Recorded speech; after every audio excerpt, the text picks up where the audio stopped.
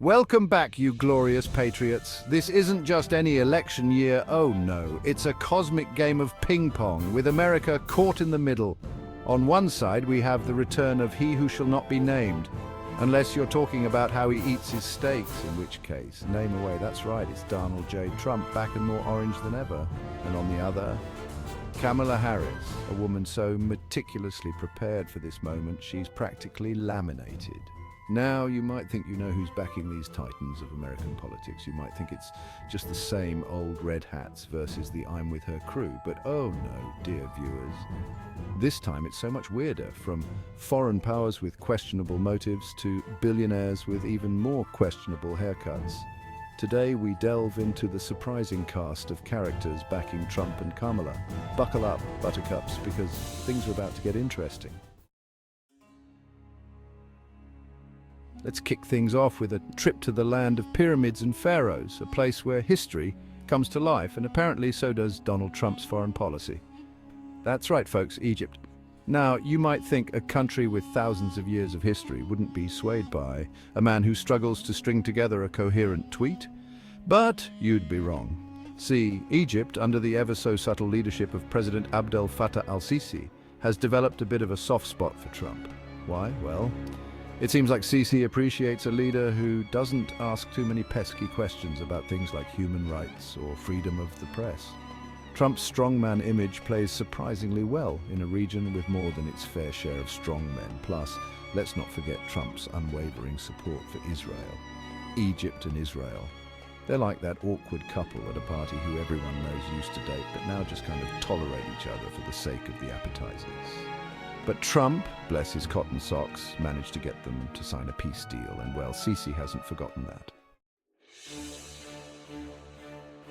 Next up, we're jetting off to Saudi Arabia, a land of oil, opulence, and, let's be honest, a whole lot of questions about certain recent events that we're definitely not allowed to talk about, but we are allowed to talk about their undying love for Donald J. Trump.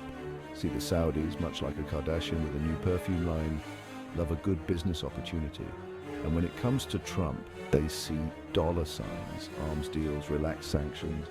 A blind eye turned toward the occasional human rights hiccup is basically the gift that keeps on giving. Plus, let's not forget about that whole Jamal Khashoggi thing. Remember that?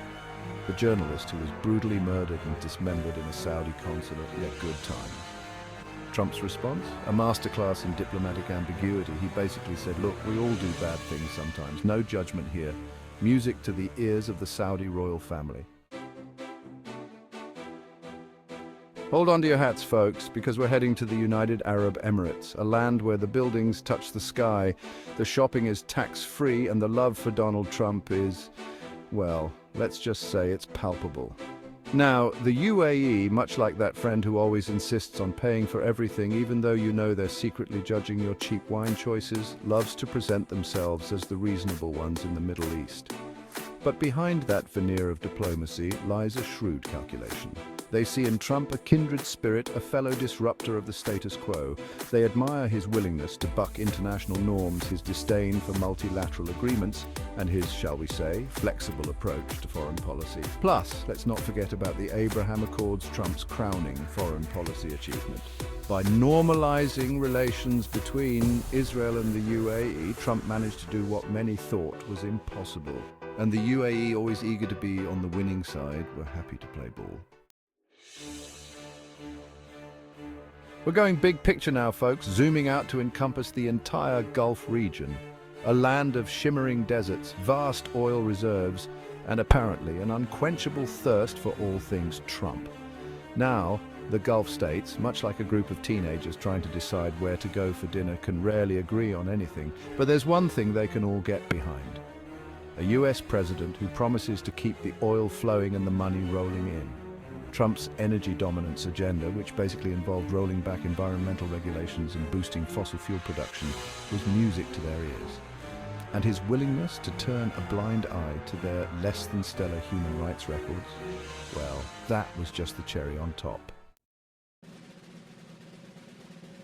Next stop on our whirlwind tour of Trump's global fan club, Israel, a land of ancient history, religious significance, and, let's be honest, a whole lot of political complexity.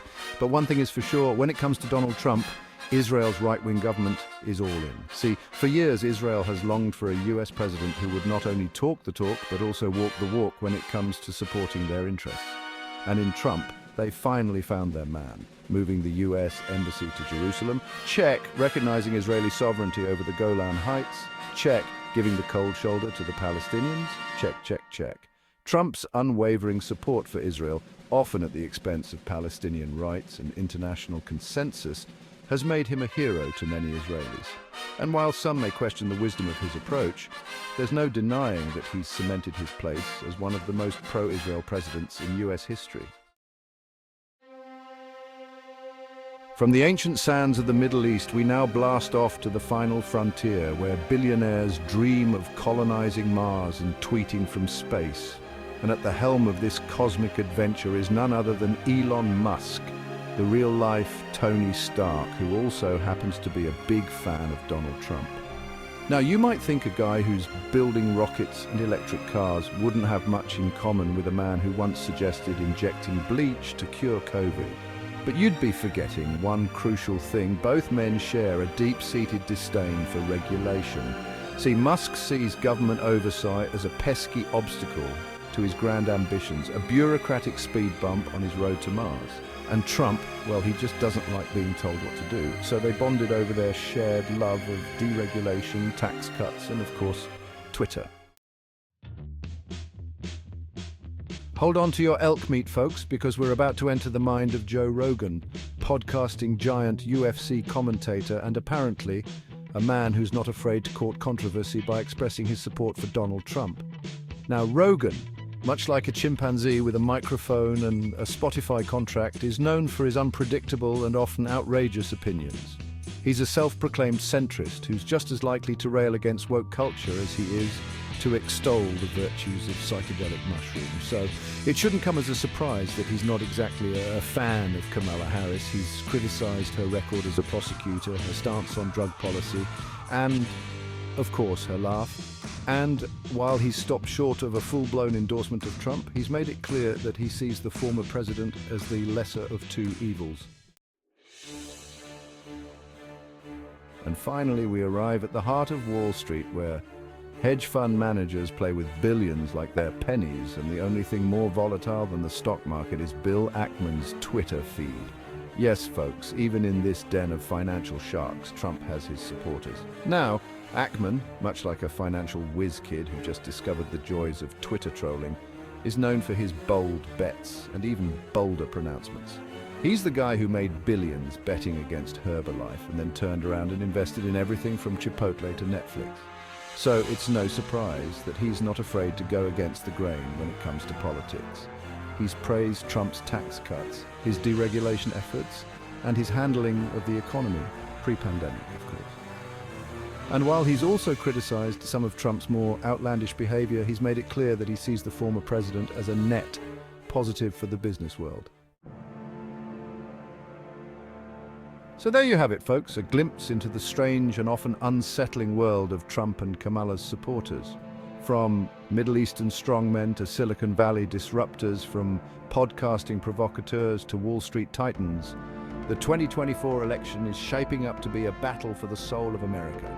On one hand, you have Trump, the self-proclaimed, very stable genius who promises to make America great again. On the other hand, you have Kamala, the experienced politician who promises to build back better. This election represents a very simple choice. Choose the man Iran wants to murder, who has taken a bullet already, or the woman whose cackle drives the sane world mad. Make your choice wisely.